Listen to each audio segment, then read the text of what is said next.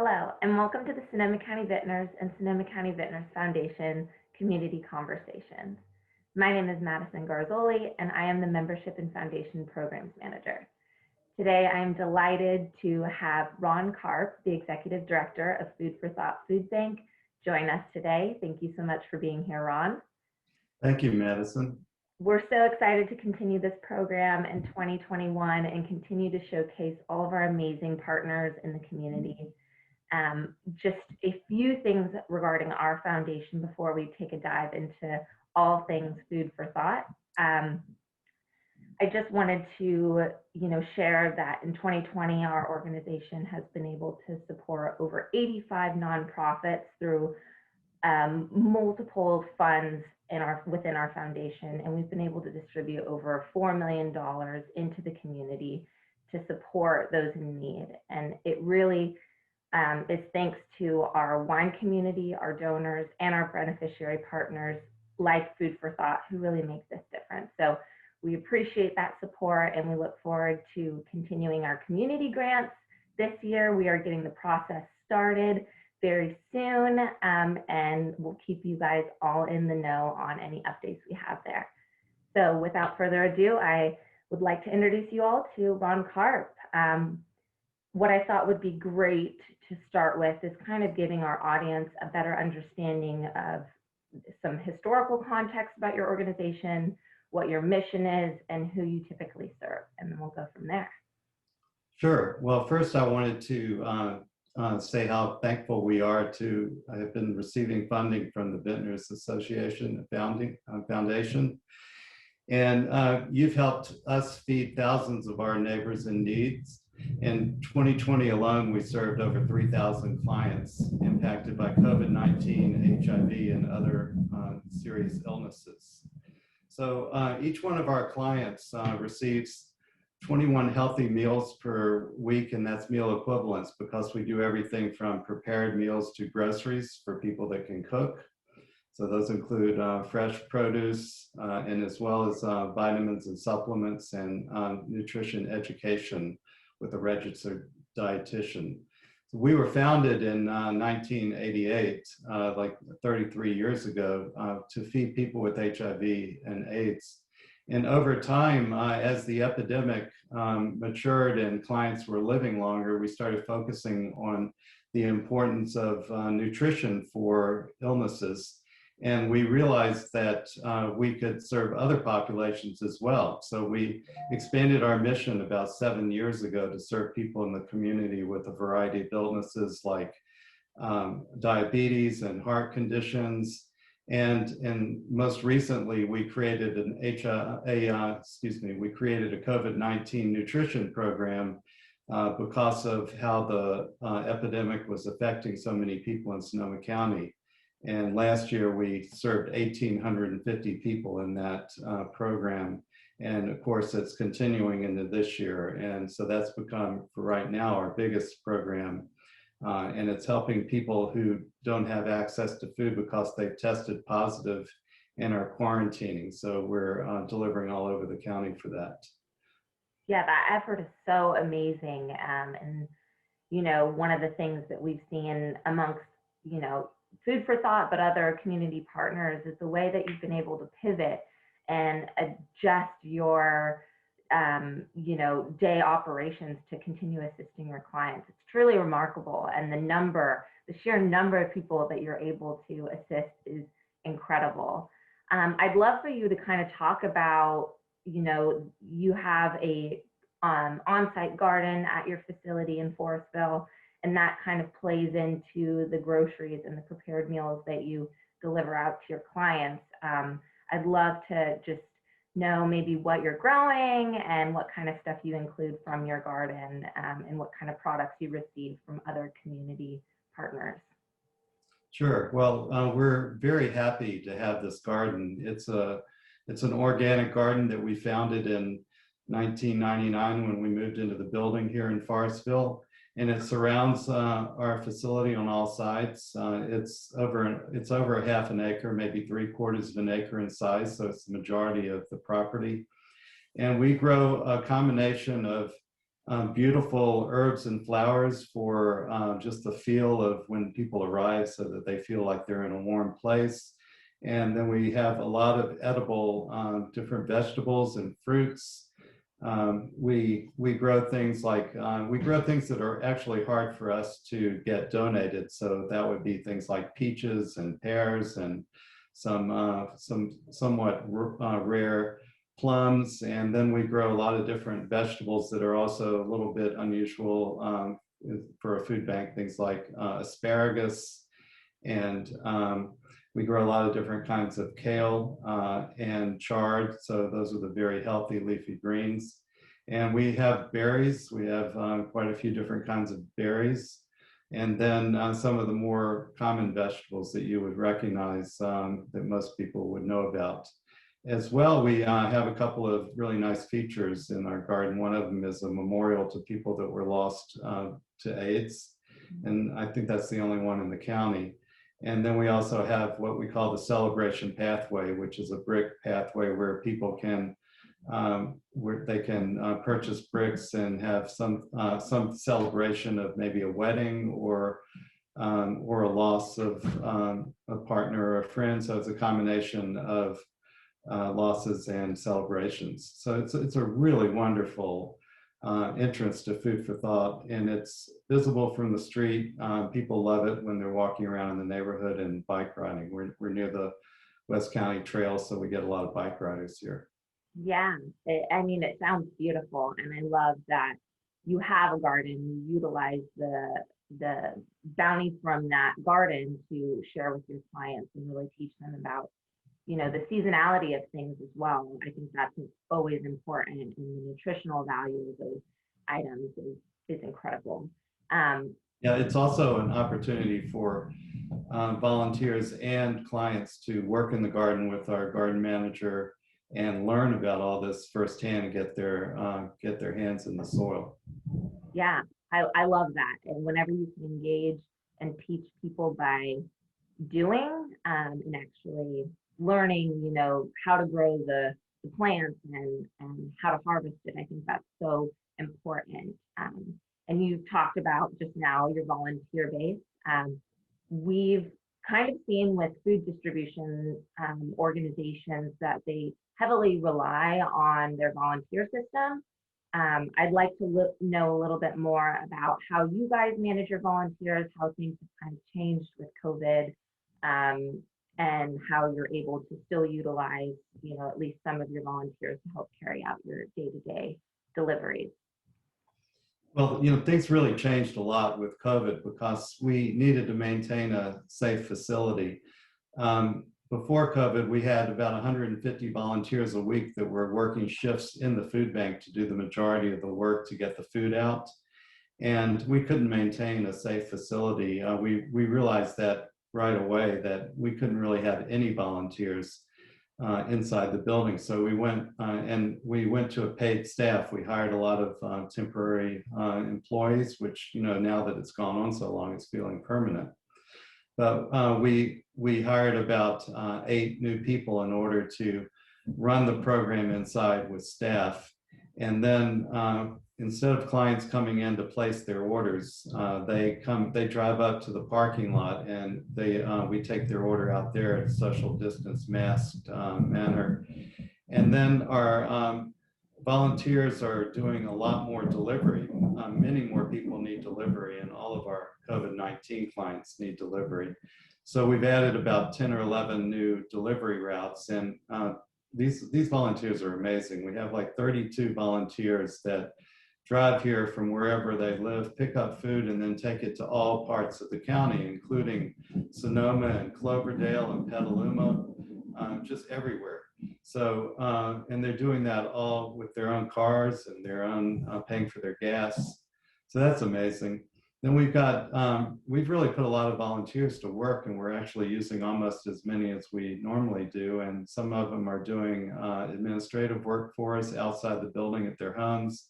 They come and pick up jobs from us, and they take them home, and then they bring them back. So we're really keeping people busy. And then we're also doing these drive-up food drives where in order to be safe, we find a big parking lot somewhere that someone will allow us to use like the Santa Rosa Plaza, and we advertise it, and people drive up with food that they've purchased at the grocery store, and then we can load it in, we can take it out of their cars and load it so that they don't have to have any contact.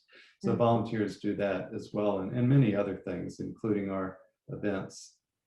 Yeah, volunteers are such an integral part of the nonprofit world, and I'm so glad that you guys have been able to work out a plan to, continue servicing your clients and also utilizing volunteers to help you carry out all of the incredible things that you do. I'd love for you to talk about, I know you have some virtual events. One of them is our long virtual table. I did get to see a glimpse of that this year and thought it was so incredible. So I'd love for you to talk about, maybe when it started, some general information about that. But I just thought it was amazing that you guys were able to pivot and continue doing it even in 2020. Well, that was pretty scary to realize we didn't really, we postponed the event in early 2020, hoping that we could still get it in. But, like everybody else, we came to realize that we had to figure out what a virtual event was and how to make it fun.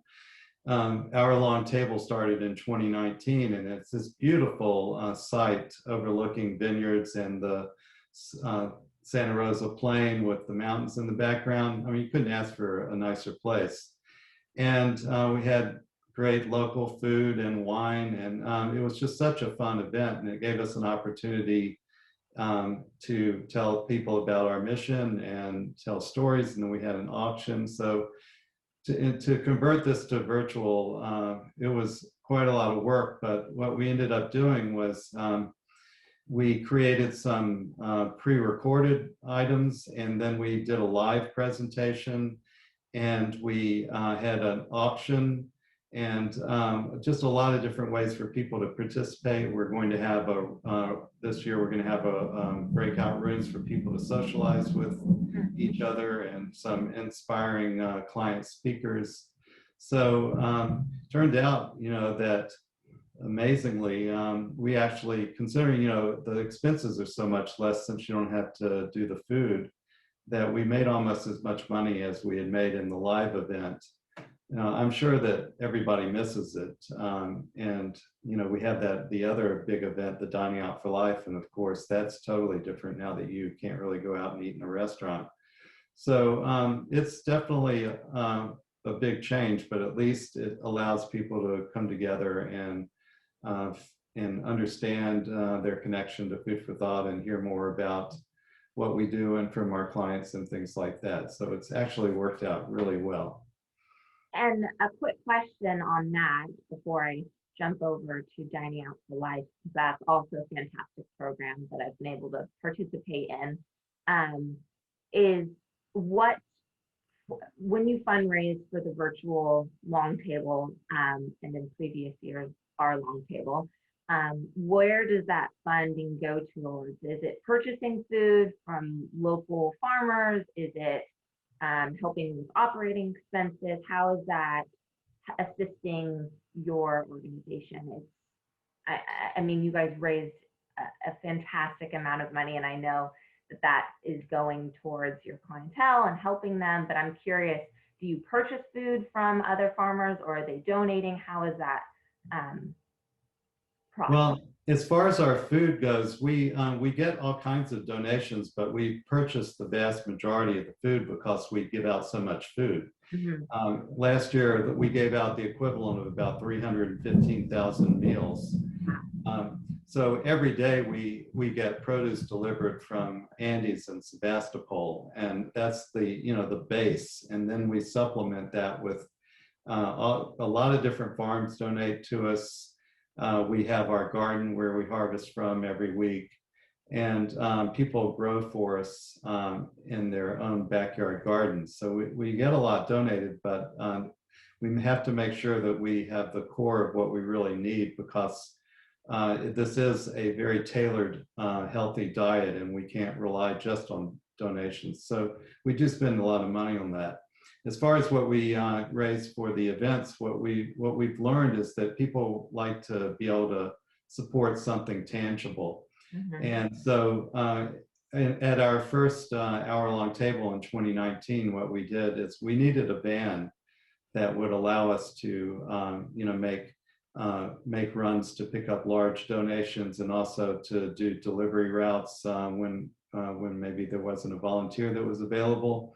And we're also hoping to have another facility in Santa Rosa so that we can expand, and we'll use that van to drive orders into Santa Rosa so that people that are delivering to the far out places on the east and part of the county can pick up and not have to drive all the way out to Forestville.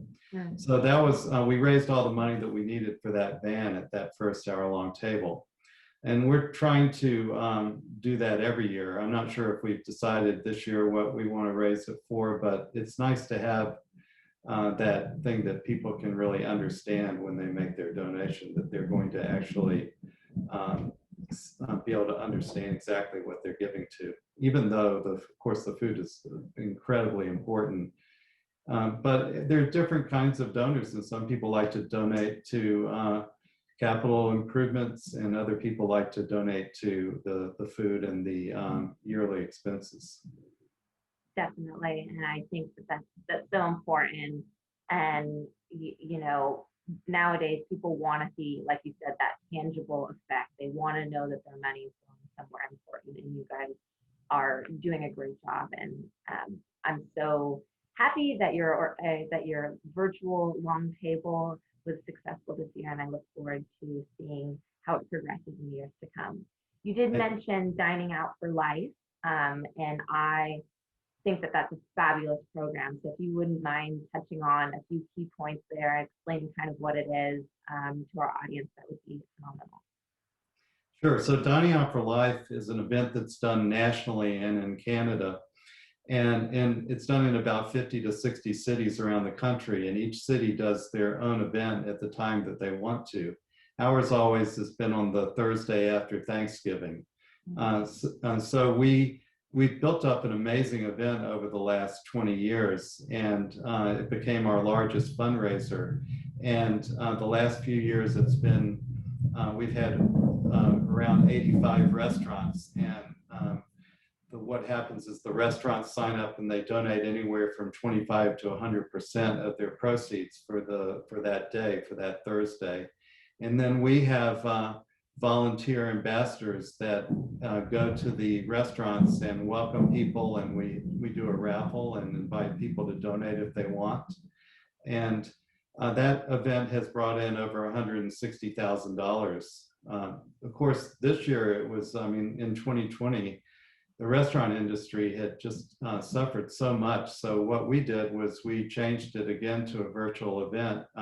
What we asked people to do is go and get takeout food from the restaurants and take it home and have a celebration there. Maybe if they wanted to invite other people, they could do it on Zoom.